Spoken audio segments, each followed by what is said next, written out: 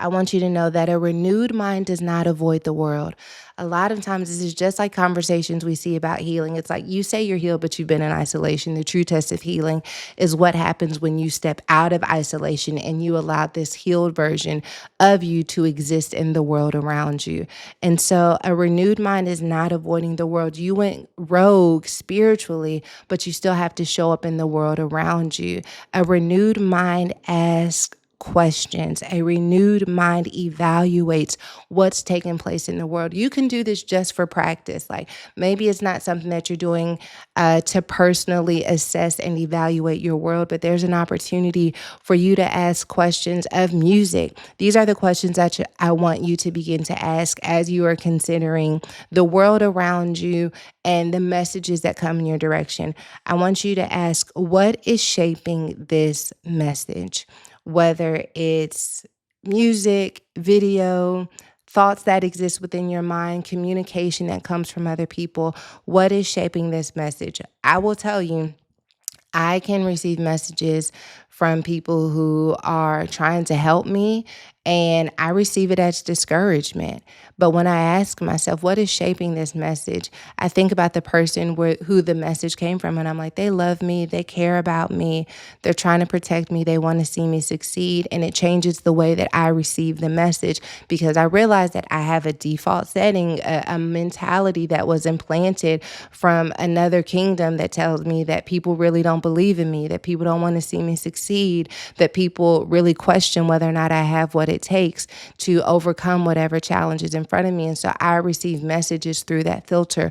But when I ask myself to step away from that mentality that has shaped the way that I hear from other people and allow the message to stand on its own and allow the deliverer of that message to stand in the truth of that message, it has helped me to understand how that message is being shaped. The second question I want you to ask yourself as you're going rogue and you're trying to navigate the world is, what desire is being appealed to?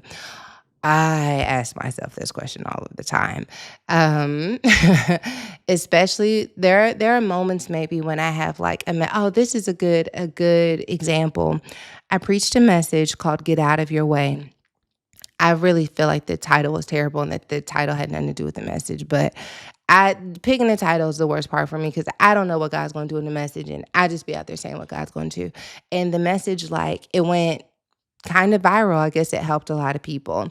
And it was getting so many reposts. I was getting so many DMs, so many comments about it that I had to log off. I had to log off because when I asked myself what desire it was appealing to, it was appealing to that desire that I have to be affirmed and validated by other people instead of allowing the affirmation that I get from God to be the thing that fuels me. I don't mind being encouraged, and I think God uses other people to encourage me, but I could tell I was just like looking for the next good thing that someone said about it. And it wasn't like, oh, because God got the glory. I could tell that I was getting a little bit of the glory too. And so I logged off because I recognized that it was appealing to a certain desire. The same can be true sometimes, like even me. And this sugar habit that I have that I be trying to break. Sometimes if I have a minute and I'm present within myself, I'll ask myself before indulging, like, what is it that you really want to feel? Like, how are you going to feel after you eat that cookie? Is it that you're going to feel happy? You're going to feel relieved? And why do you need to feel that right now? My therapist dropped that bomb on me. I ain't talked to her since, but I am going to call her because I need to call the girl, to call the lady. I need to call the lady. But asking myself that question has helped me. And then this is the third question. What fear is being activated? What fear is being activated when I receive these messages, when I receive what's happening in the world? Sometimes I'm watching headlines. Maybe there's a rumor or something, and I'm like, what? I can feel it showing up in my body. I feel nerves in my heart. I feel anxiety in my tummy. And it's like, what fear is being activated? Rejection, abandonment, terror, nightmares, like inadequacy. What fear is being activated? And then the next question I want to ask is, I want you to ask is, what truth is being distorted?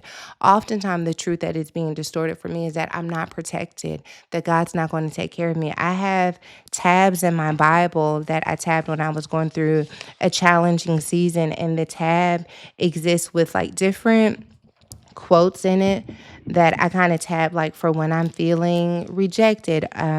So Matthew 5, and we talked about Matthew 5, the Beatitudes, but I have that tabbed in my Bible because there's a message in here, and the tab says, "A heart for those who misunderstand me." And so when I read Matthew 5 and 44, and I say, and Jesus says, "But I say to you, love your enemies, bless those who curse you, do good to those who hate you, and pray for those who spitefully use you and persecute you, that you may be sons of your Father in heaven. For he makes his sun rise on the evil and on the good, and sends rain on the just and on the unjust. For if you love those who love you, what reward have you? Do not even the tax collectors do the same?" And so I read this when I realize I need a heart for those who are misunderstanding me, because I start picking them apart and trying to find things to judge about them. And I realize that when I do that, I'm trying to justify hating them, justify um, or bring them down low as they have brought me. And I realize that that's not of God. And so Matthew 5 helps me with that. And Habakkuk 3 and 17 through 19, there's a promise about difficult seasons that I often go to. And the reason why I'm using this is because when we talk about what truth is being distorted, a lot of times there's a truth that like I can bring myself down to their level, or I'm going to make them like me. And that's not true. That's not the truth that I want to live by. I want to live by a truth that calls me higher. And so in Habakkuk, it says, "Though the fig tree may not blossom, nor fruit be on the vines, though the labor of the olive may fail and the fields yield no food." That means nothing is going the way that we anticipated. "The flock may be cut off from the fold, and there be no herd in the stalls. Yet I will rejoice in the Lord. I will joy in the God of my salvation. The Lord God is my strength. He will make my feet like deer's feet, and he will make me to walk on my high heels." I love that the writer made this personal. These are my high heels. These are the heels that God has called me to walk upon. This may not be everyone else's heel, but this is the heel that is assigned to my life, assigned to my journey. And when it gets hard and when it gets difficult, I believe that the Lord God is going to give me strength in my feet to climb the hill that is ahead of me. And so I read that when I need a promise about difficult seasons, because when certain things happen, there's a truth that is distorted, and that is like, I don't have any strength and the Lord isn't with me, and I wasn't cut out for this. I'm good for I wasn't cut out for this. I will tell somebody in a heartbeat, I am not the one or the two for this. God must have had me confused.